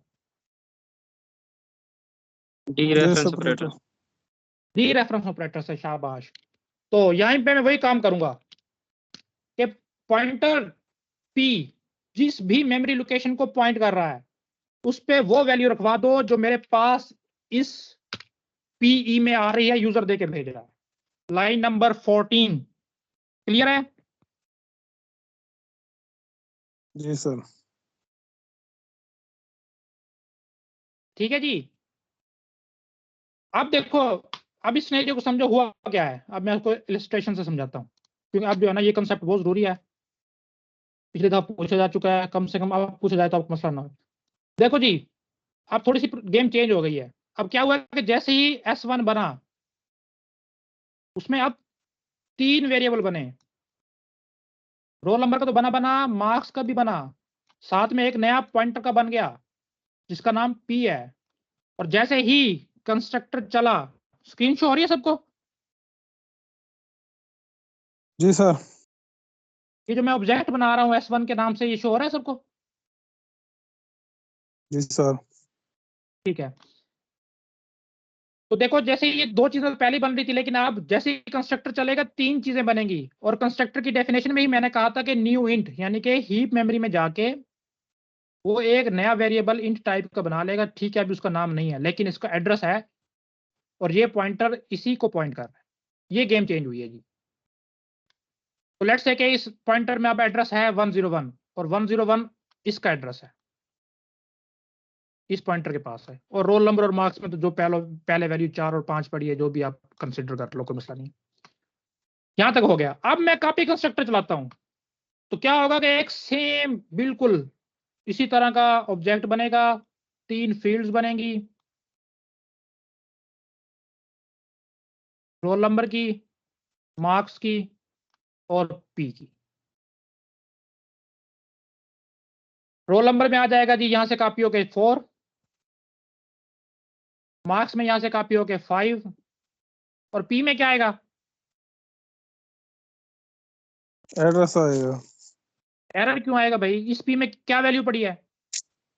एड्रेस S1 के आएगा सर, एड्रेस एड्रेस जो पड़ा क्या वैल्यू है? ये मैंने यहाँ पे लिखवाया भी था 101 101, बिल्कुल यहाँ पे आ गया।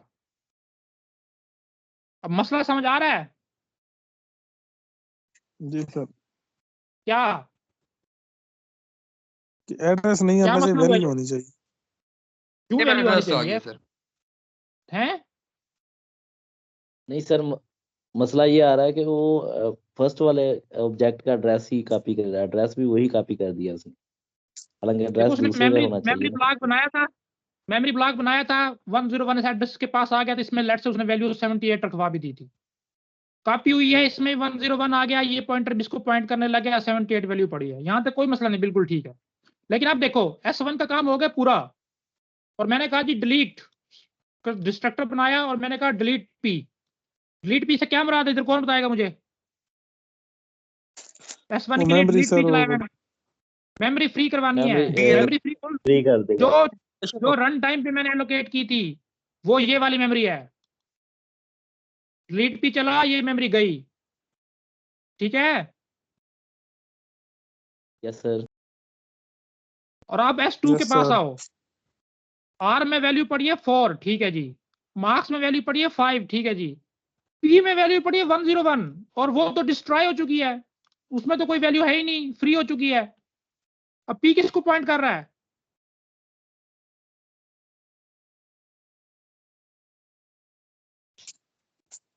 फ्री स्पेस को, फ्री स्पेस को, एक ऐसी मेमोरी जो पहले एलोकेट हुई थी लेकिन अब डी एलोकेट हो चुकी है, लेकिन अब वो स्टिल उसी को पॉइंट कर रहा है। और ऐसे पॉइंटर को हम क्या कहते हैं?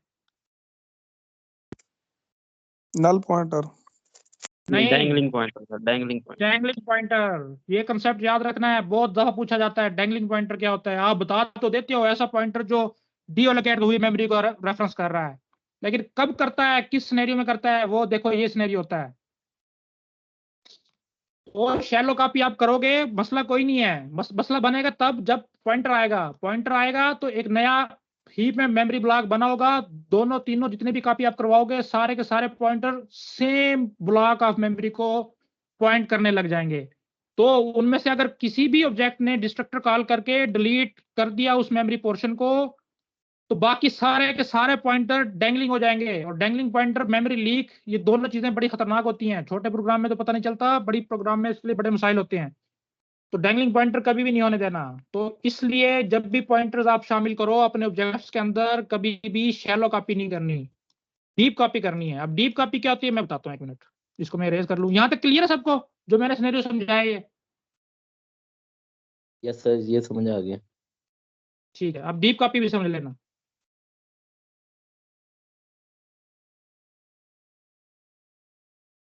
देखो डीप कॉपी या शैलो कॉपी कर तो कॉपी कंस्ट्रक्टर रहा है ना, तो हमें पता चल गया कि मसला हमारे कॉपी कंस्ट्रक्टर में है। कॉपी कंस्ट्रक्टर को हमने ठीक करना है। पहले पॉइंट अब याद रखना, जब भी आपने डीप कॉपी करवानी है लाजमी तौर पे आपको कॉपी कंस्ट्रक्टर खुद से बनाना पड़ेगा। जो डिफॉल्ट कॉपी कंस्ट्रक्टर है वो बाय डिफॉल्ट डीप कॉपी नहीं कर सकता, वो शैलो कॉपी ही करेगा, उसको पता ही नहीं कोई डीप कॉपी भी है। डीप कॉपी प्रोग्रामर की रिस्पॉन्सिबिलिटी है। अगर आप चाहते हो कोई भी डैंगलिंग पॉइंटर ना हो, कोई भी मेमोरी रेफरेंस जो है वो इनवैलिड ना हो, तो आपको खुद से कॉपी कंस्ट्रक्टर अलग से दोबारा से बनाना पड़ेगा। पहला पॉइंट आप याद रखना। अब होता क्या, आप देखो उसी तरह बिल्कुल आप ऑब्जेक्ट बनाओगे, S1 में बना रहा हूं, रोल नंबर आ गया, मार्क्स आ गया और ये पॉइंटर P आ गया। लेट्स से ये इस पॉइंटर मेमोरी लोकेशन को पॉइंट कर रहा है। तो आप जब भी कॉपी करोगे ना, इन दो का तो मसला है ही नहीं, सिंपल आर को कॉपी करवा दोगे यहाँ पे और मार्क्स को कॉपी करवा दोगे यहाँ पे। लेकिन जैसे ही इसकी बारी आएगी तो आप एक अलग से मेमोरी ब्लॉक बनाओगे। इस पॉइंटर पी को कहोगे कि आप भाई इस नए ब्लॉक को पॉइंट करो। हाँ, इस ब्लॉक में जो वैल्यू पड़ी थी, लेट्स से मैंने यहाँ पे 45 रखवाई थी, परसेंटेज जो भी था, सिर्फ और सिर्फ इस वैल्यू को कॉपी करके यहाँ पे रखवा दोगे। समझ आ गई?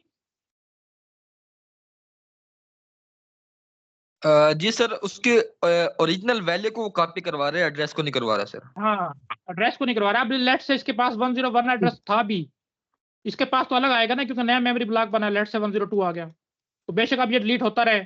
वैल्यू हमें चाहिए थी, वैल्यू हमें ऑलरेडी मिल चुकी है, वैल्यू पड़ी भी है, अब कभी भी डेंगलिंग पॉइंटर नहीं होगा। तो ये होती है डीप कॉपी, यानी कि वो जैसा आप कहते हो नहीं, इतने डीप में जाओ किसी चीज के, बस सरसरी सा पढ़ो। तो डीप वही चीज, सेम कंसेप्ट है कि बहुत गहरा जाके ये हर चीज को कंसिडर करके कॉपी कर रहा है, सारी चीजों को देख के, इसलिए इसका नाम डीप कॉपी है कि बहुत गहराई में जाके कॉपी करता है, नया मेमोरी ब्लॉक बना के। आपको समझ आ गई? कॉपी कंस्ट्रक्टर में इशू है, लो जी हम अपने कॉपी कंस्ट्रक्टर को ठीक कर लेते हैं।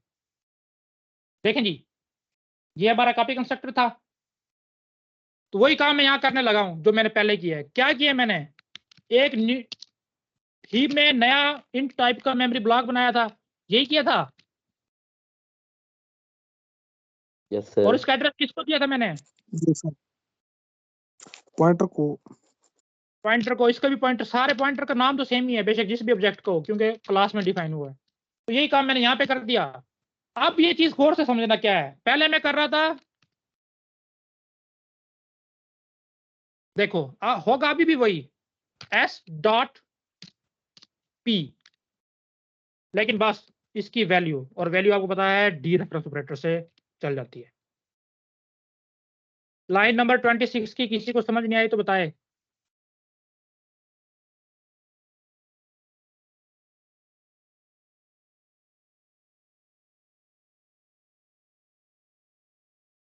आगे सर।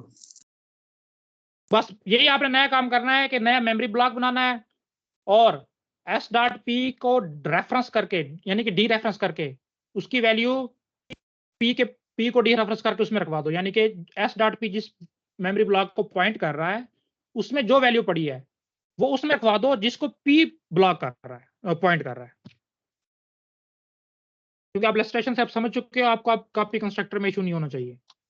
मसला कोई भी नहीं, सिर्फ डी रेफरेंस का काम है, और वो तो हमने पहले भी किया था डी रेफरेंस। ये देखो यहाँ पे हुआ भी हुआ है, ये देखो। अब अगर कोई शैलो कॉपी डीप कॉपी पूछेगा, उसको बता दोगे क्या होती है? जी सर। हाँ, और इसको याद रखना है। अब देखो यहाँ पे एक इलस्ट्रेशन से अलग से समझाया भी गया है। शैलो कॉपी में क्या हो रहा है, मेमोरी ब्लॉक तो बने हुए थे, जैसे आपने बैग 1 को कॉपी करके बैग 2 बनाया, ठीक है, सारे वेरिएबल भी अलग अलग से बने, लेकिन पॉइंट वो अभी भी उसी को कर रहे थे, और यही हमने देखा था। लेकिन डीप कॉपी में क्या होगा, ये जो 4 वेरिएबल ये तो अलग बनेंगे बैग 2 में, ये जो 4 नए मेमोरी ब्लॉक थे वो भी अलग से बन जाएंगे, और पॉइंटर भी उनको पॉइंट करने लग जाएगा। ठीक है जी? जी सर। चलो, ये थोड़ी सी है उसके बारे में, जब भी आप रिवाइज करो तो ये चीजें पढ़ लेना, हैं वही चीजें जो लिखी हुई। ये डेंगलिंग पॉइंटर और मेमोरी लीक को मैंने अलग से बता दिया है। डेंगलिंग पॉइंटर मैंने अभी बहुत डिटेल से समझाया कि जब भी आप कोई चीज न्यू से लोकेट करते हो, आपको लाजिम तौर पे डिलीट से उसको डिलीट करना पड़ता है। अगर आप डिलीट से डिलीट नहीं करते तो क्या होता है कि ठीक है, पॉइंटर तो डिलीट हो जाता है जिसमें वो एड्रेस पड़ा जब भी डिस्ट्रक्टर चलेगा, लेकिन वो मेमोरी ब्लॉक वहीं का वहीं रह जाता है। पॉइंटर गया, मेमोरी खाली बच गई, तो इसको कहते हैं मेमोरी लीक। और अगर मेमोरी किसी वजह से डीएलोकेट होगी, डिलीट होगी, पॉइंटर अभी भी उसको पॉइंट कर रहा है, तो ये डेंगलिंग पॉइंटर है। दोनों डिस्ट्रक्टर से रिलेटेड है। जो चीज आप न्यू से बनाओ, न्यू कीवर्ड से, लाजमी तौर पे उसको डिलीट से डिलीट करो। और इसमें फर्क समझना है, 2 तरीके होते हैं, ये मैंने पहले भी एक दफा बताया। एक तो खाली डिलीट पी आप लिखते हो, और एक डिलीट के बाद आप 2 ब्रैकेट डालते हो और फिर पॉइंटर का नाम लिखते हो।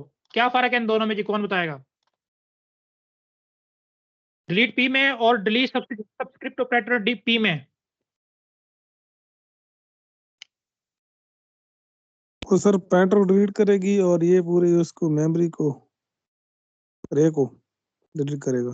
नहीं, अगर तो पॉइंटर पॉइंट कर रहा है सिर्फ एक इंटीजर टाइप के, फ्लोट टाइप के, कैरेक्टर टाइप के किसी भी डाटा मेंबर को जो हीप में बना हुआ है उस मेमोरी लोकेशन को, तो खाली आप डिलीट और उस पॉइंटर का नाम लिखोगे वो डिलीट हो जाएगी। लेकिन आपने पूरी अरे बनाई हुई है हीप में और उसका एड्रेस को पॉइंट कर रहा है पी, तो फिर आप डिलीट के बाद सबस्क्रिप्ट ऑपरेटर लिखोगे, फिर पी का नाम यानी कि पॉइंटर का नाम डालोगे, उससे पता चल जाएगा कि जो फ्री होने वाली जगह है वो पूरी की पूरी अरे है, कौन सी अरे है जिसको पी पॉइंट कर रहा है। ये मैंने पहले भी बताई थी जब हमने डिस्ट्रक्टर पढ़ा था। ठीक है, जी सर। यस सर, समझ ये चीजें याद रख, हाँ ये चीजें याद रखनी है। अच्छा, उसके बाद ये हमारे पास लास्ट टॉपिक जो पीपीएससी पॉइंट ऑफ व्यू से इंपॉर्टेंट है वो एक्सेप्शनल हैंडलिंग का रह गया है, उसको भी हम देख लेते हैं ये क्या है, ताकि हमारा जो है ना कल से हम कोई नया टॉपिक स्टार्ट कर सकें। वैसे क्या होती है एक्सेप्शन, क्या होती है, कौन बताएगा? एक्सेप्शन ये होती है catch and throw. Sir error exception handling. Catch and throw का कांसेप्ट होता है सर तो खुदा के बंदो कि इस चीज में फर्क रखना है। जैसे मैंने बताया था सर एक्सेप्ट जी, एक्सेप्शन कैच एंड थ्रो वाला बेसिकली रन टाइम पे एरर को कैच करते हैं सर। कोई भी नहीं ऐसा यार, एरर जो रन टाइम सकता है, कोई ऐसी चीज जो जो अभी अकर हो सकती है सर, एक्सेप्शन करते हैं उस चीज के सर, उसको फिर इन फ्यूचर हैंडल करते हैं सर, ऐसी अगर कोई अकर हो जाए तो। हाँ एक्सेप्शन में और एक्सेप्शन हैंडलिंग में फर्क है भाई।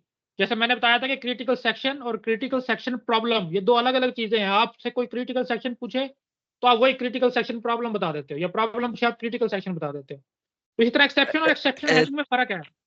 एक्सेप्शन वो चीज ये है सर कि रन टाइम में आपके पास कोई भी गलती आ जाती है जो बिल्कुल अनएक्सपेक्टेडली होती है, आप एक्सपेक्ट नहीं कर रहे होते, वो उसको एक्सेप्शन बोलते हैं। और उस गलती को अपने कंट्रोल कैसे करना है, वो नहीं आने देनी, उस चीज को हम बोलते हैं एक्सेप्शन हैंडलिंग।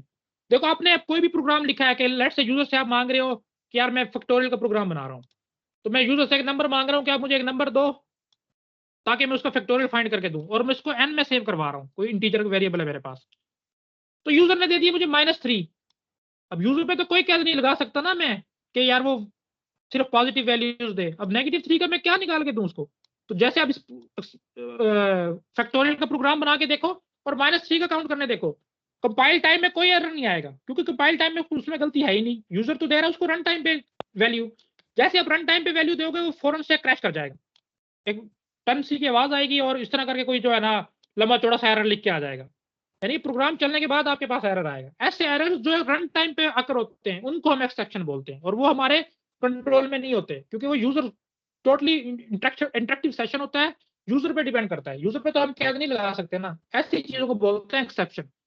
ठीक है, आप यूजर पे कंट्रोल नहीं लगा सकते, लेकिन अपने प्रोग्राम पे तो लगा सकते हो ना। आप ये अज्यूम करो कि यार यूजर ये वैल्यू इंटर कर सकता है, बेशक वो ना करे, लेकिन आप ये अज्यूम करो वो कर सकता है, और उसको आप डिलीवर करने से पहले ही उस चीज को जो है ना आप मैनेज करो कि अगर गलती से, अगर वो ये गलती से ना भी सही, वो अगर वो ये वैल्यू देता है तो उस सूरत में कम से कम रन टाइम पे जो है ना प्रोग्राम वो क्रैश ना हो, उसको बता दिया जाए कि यार आपने गलत वैल्यू इंटर की। और आप देखो जितने भी बड़े सॉफ्टवेयर है उसमें आप कोई भी डालो वो क्रैश नहीं करते आसानी से।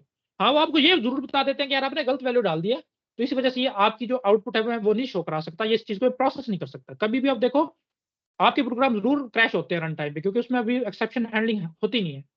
तो आप अगर वो कर लोगे तो आपके प्रोग्राम रन टाइम पे जो है ना क्रैश नहीं करेंगे। हाँ, वो एरर जरूर शो करवा देंगे कि यार आपने ये चीज डाल दी है, अगर आप इस चीज को हटा दो तो आपका प्रोग्राम ठीक से चल जाएगा। तो इस चीज को बोलते हैं एक्सेप्शन हैंडलिंग।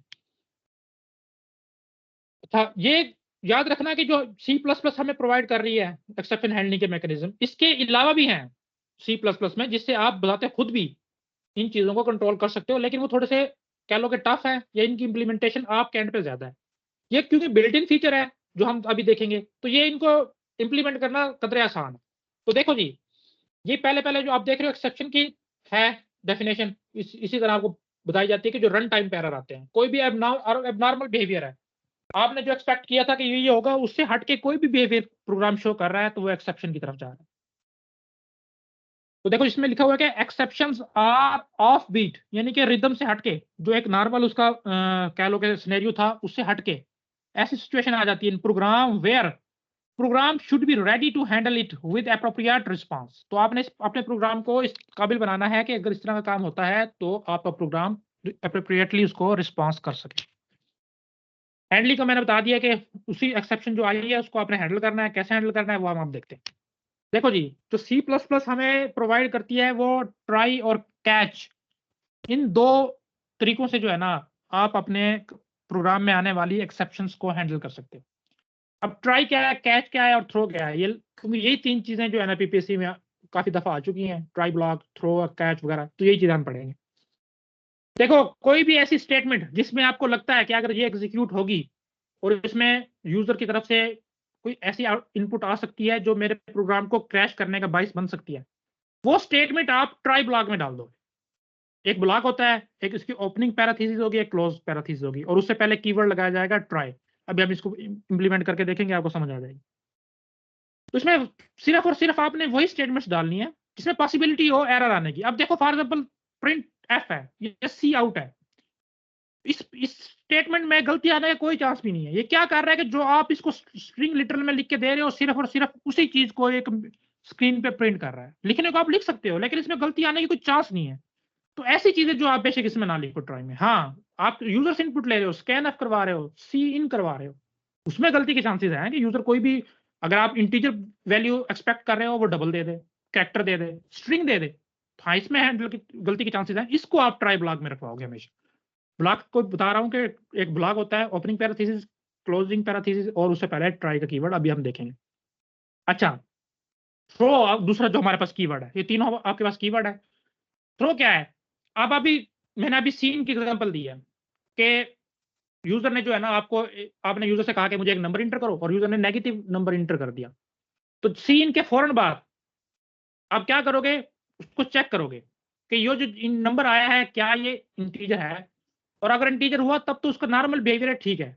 और अगर इंटीजर नहीं दे रहा तो आप थ्रो का कीवर्ड लगा के कोई भी एक उसके आगे वैल्यू डालोगे, तो क्या होगा कि प्रोग्राम वहां से शिफ्ट कर जाएगा ऐसे ब्लॉक पे जहां पे आपने ऐसी गलती से निपटने के कोड लिखा हुआ होगा।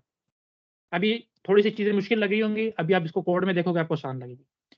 अच्छा, थ्रो हो गया। थ्रो मुझे यूज पता चल गया कि थ्रो ऐसा कीवर्ड है जहां वहां पे मैं यूज करूंगा जहां पे मुझे लगेगा कि यहाँ पे गलती आने के चांसेस है। और थ्रो क्या कर रहा है, जैसे इसका नाम नहीं है, वो कंट्रोल को थ्रो कर रहा है कि सिक्वेंशियल चलता आ रहा था मेरा कंपाइलर या कंट्रोल, तो थ्रो जैसे ही इनकाउंटर होगा, कंट्रोल उस स्टेटमेंट से किसी और स्टेटमेंट में मूव कर जाएगा।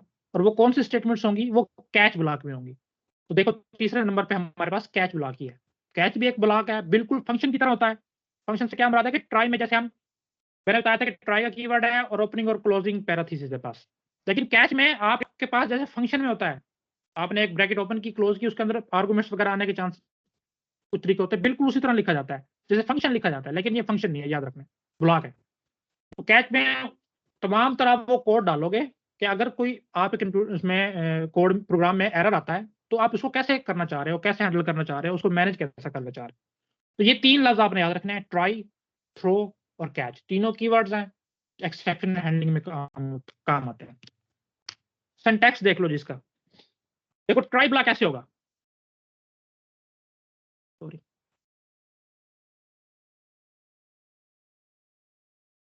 ये देखो, अभी बता रहा था कि तमाम तर ऐसी स्टेटमेंट्स जिसमें आपको लगता है कि यूजर की तरफ से किसी और वजह से गलत इनपुट आ सकती है, वो आप सारी ट्राई में कैच में डालोगे, ट्राई ब्लॉक में।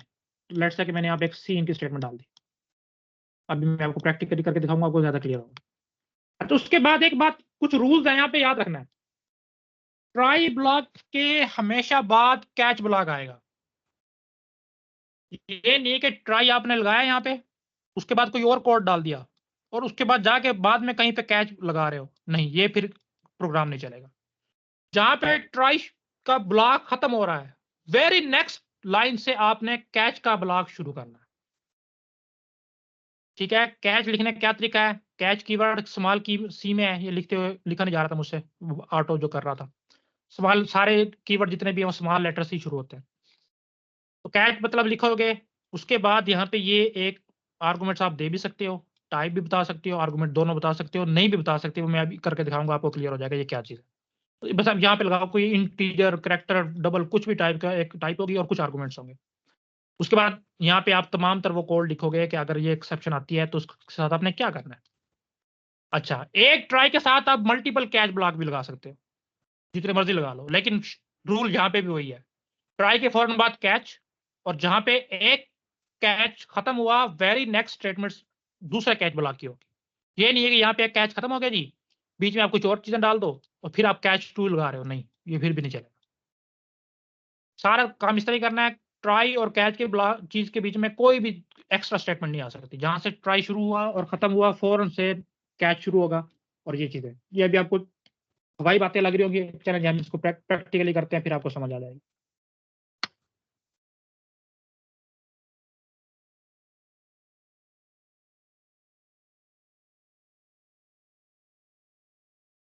देखें जी, अच्छा लेट्स से कि एक स्टेटमेंट है, जैसे मैंने बताया था कि ऐसे स्टेटमेंट जिसमें गलती के चांसेस नहीं होते, बेशक आप वो ट्राई ब्लॉक में ना डालें। लेट्स से ये कुछ ऐसे स्टेटमेंट्स हैं जिसमें गलती के चांसेस नहीं है, वो मैं लिख रहा हूँ शुरू में। मैंने ये लिखा जी वेलकम, या कुछ भी इस तरह की चीजें।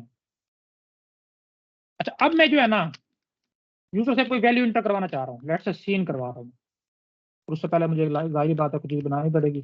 लेट्स से मैं इंटीजर टाइप 10 बना रहा हूँ और इसमें कोई वैल्यू रखवा रहा हूँ, वो कोई वैल्यू भी हो सकती है। अब देखो इसमें गलती के चांसेस हो सकते हैं, यूजर मेरी हिसाब के मुताबिक वैल्यू इंटर ना करे, तो इन स्टेटमेंट्स को जो है ना मैं ट्राई में रखवाऊँ।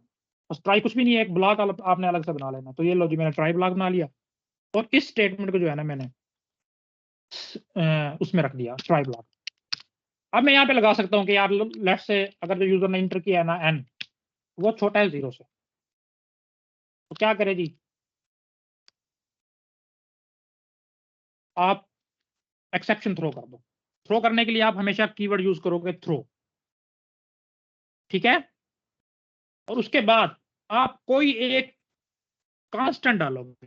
कांस्टेंट से मुराद है कोई इंटीजर वैल्यू, कोई डबल वैल्यू, कोई कैरेक्टर वैल्यू, कोई स्ट्रिंग वैल्यू। वो इसलिए होती है कि जब आप एक्सेप्शन को हैंडल करोगे, इसी चीज से आप आइडेंटिफाई करोगे कि ये एक्सेप्शन कहां से थ्रो की जा रही है।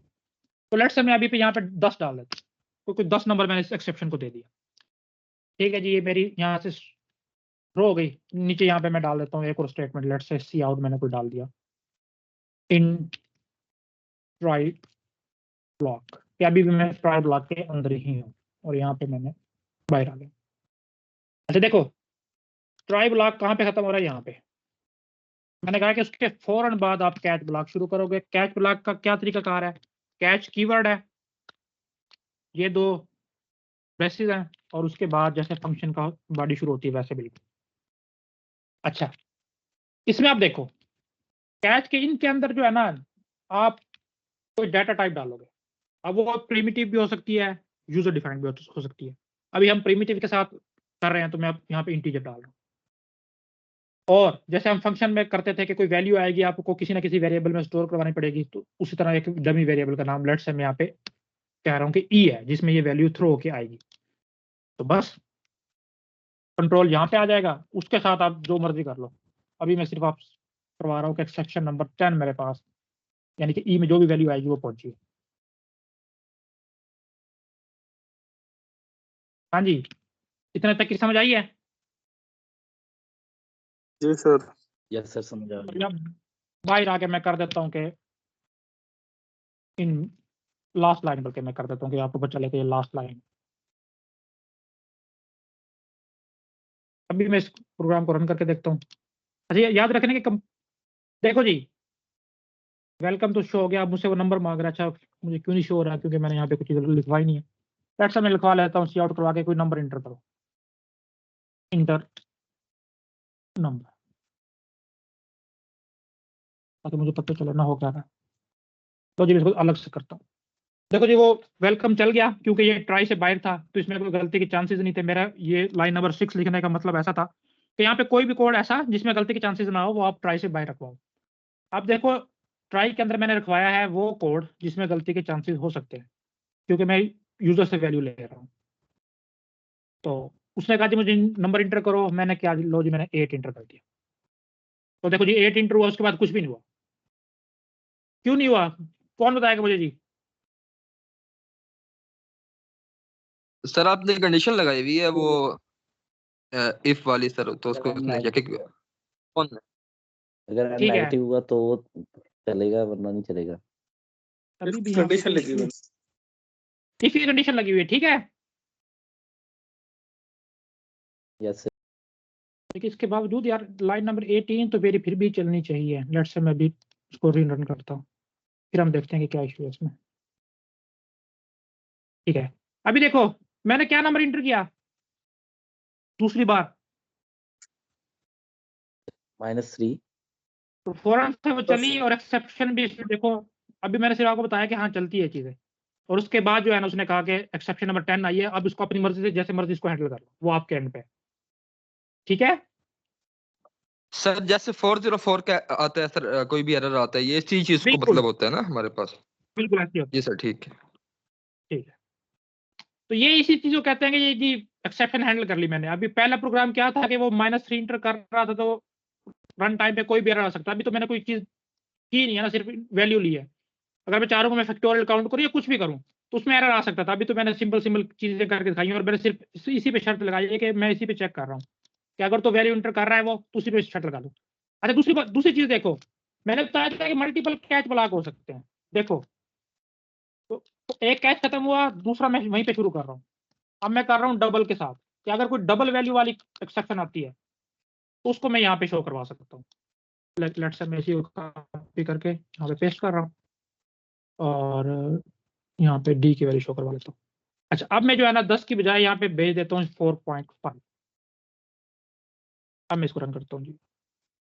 अब मैंने इंटर किया -4, तो अब देखो कि डबल वाली एक्सेप्शन का कोड मेरे पास रन हुआ है। अगर मैं इसको ना लिखूं, अभी मैं इसको डबल डी वाली को मैं मिटा देता हूँ। लेट्स लो जी, अब मैंने इसको रन किया, अब मैं -5 डाल रहा हूँ, तो अब देखो क्या लिख के आया उसमें आउटपुट में।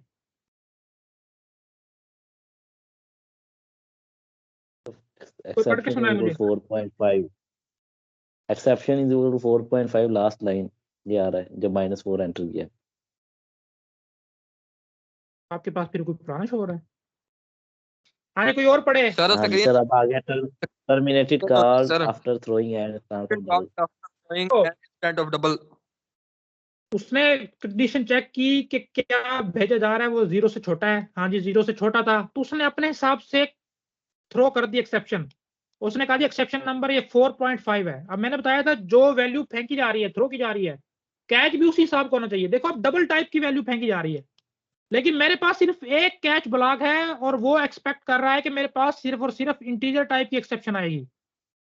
तो ये तो नहीं चलेगा, क्योंकि ये तो कह रहा है कि मुझे डबल टाइप की वैल्यू फेंकी जा रही है, तो मैं इंटीजर टाइप वाली में कैसे करवाऊं। तो वो कह रहा है कि ठीक है थ्रो बिल्कुल हुई एक्सेप्शन, लेकिन आपके पास कोई कैच करने वाला ब्लॉक नहीं है। तो ऐसे सूरत में क्या होता है, एक टर्मिनेट नाम का फंक्शन है, ये हमेशा तब कॉल होगा जब एक्सेप्शन तो फेंकी जाएगी, लेकिन उसको कैच करने के लिए आपने कोई भी ब्लॉक नहीं बनाया।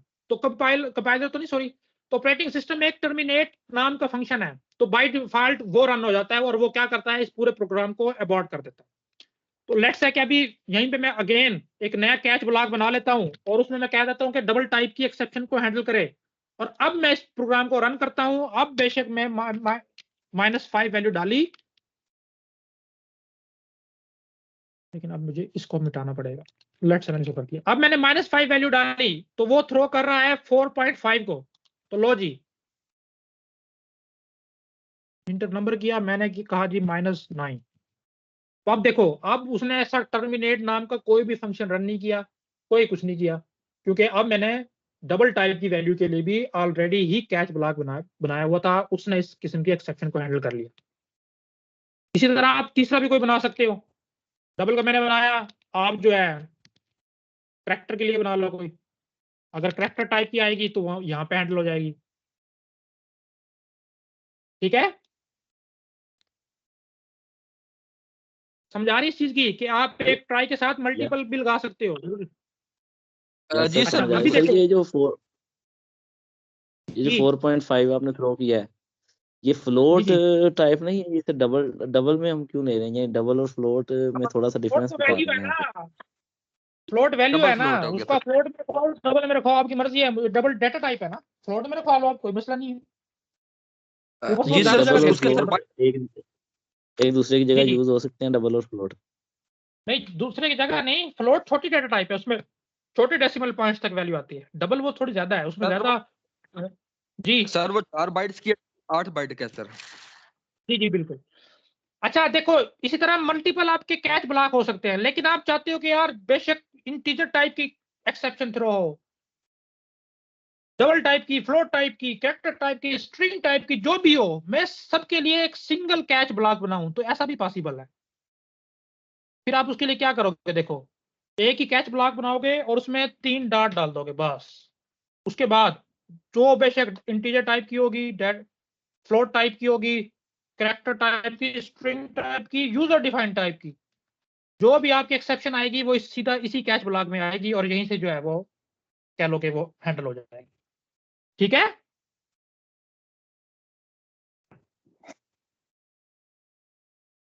Yes sir. तो ये मैंने बताया प्रिमिटिव डेटा टाइप के साथ। इसको आप यूजर डिफाइंड डेटा टाइप के साथ भी कर सकते हो। अगर किसी को थोड़ा सा करने का है वो उसको ट्राई करे, अव्वल तो हो जाएगी अगर इसकी इतनी समझ आ गई है। इन केस नहीं आती तो फिर वो मुझसे पूछ सकता है कि सर ये यूजर डिफाइंड के साथ आप बता दें, तो मैं बता दूंगा कि कैसे होती है। तो यहाँ पे इसको वही थोड़ी बहुत बातें मैंने लिखी हुई हैं, जब भी आप रिवाइज करोगे आपको ये हेल्पफुल साबित होंगी। तो यहाँ तक जो आज तक का ऊप का जो पोर्शन था, जो वैसे तो उसका और भी चीजें हैं, लेकिन वो पीपीएससी के पॉइंट ऑफ व्यू से इंपॉर्टेंट नहीं है, जैसे कि एसटीएल है, या और उसके बाद क्या चीज हो सकती है इसमें, या फाइल हैंडलिंग है। तो हमारा जो है ऊप का जो है वो यहीं तक है। कल इंशाल्लाह हम एक नए सब्जेक्ट के साथ मिलेंगे। ऊप में मतलब जितने भी हमने चीजें पढ़ी सर हैं, वो किसी को किसी भी इनहेरिटेंस, concept- सर वो इनहेरिटेंस क्या? इनहेरिटेंस में इज अ अच्छा रिलेशनशिप वो वाली जो आप कहने का, ठीक है, मैं बता वो देता कल हूँ। वो करवा दी थी। देखो जी, मैं बता देता हूँ। देखो अब कुछ चीजें ऐसी होती हैं जिसको आप इज आ की लिख के जो है ना डिफाइन कर सकते हो। लेट्स से कि मैं कहता हूं कि टेबल इज अ फर्नीचर, तो ये बात बिल्कुल ठीक है जी। इस तरह मैं लिख सकता हूं कि रोज इज अ फ्लावर, ये भी ठीक है जी। अच्छा, और कुछ तरह एग्जांपल आपके जहन में आ रही है? एप्पल इज अ फ्रूट, ये भी बिल्कुल ठीक है। तो ये एक रिलेशनशिप को शो करता है। तो जो भी रिलेशनशिप आप इज आ के फॉर्म में लिख सकते हो, वो हमेशा इनहेरिटेंस के थ्रू इंप्लीमेंट होते हैं और पब्लिक इनहेरिटेंस के थ्रू। ये बात आपने याद रखनी। मतलब अगर आप एक टेबल में और फर्नीचर में रिलेशनशिप डेवलप करने लगे हो, तो फर्नीचर को आप पहले बनाओगे एक बेस क्लास, और टेबल को उससे इनहेरिट करोगे, तो आप उसके जितनी भी फंक्शनैलिटी है बाय डिफॉल्ट वो सारी की सारी आपकी बिल्कुल एक्यूरेट प्रोग्रामिंग होगी। लेट्स से आप एक एग्जांपल लो। एक आपके पास है स्टैक एक डेटा स्ट्रक्चर है, जिसको आप अरेज के थ्रू भी इंप्लीमेंट कर सकते हो, लिंक लिस्ट के थ्रू भी कर सकते हो। दो इसकी इंप्लीमेंटेशन है। अगर मैं अब कहूं कि स्टैक इज एन अरे, तो ये बात ठीक है?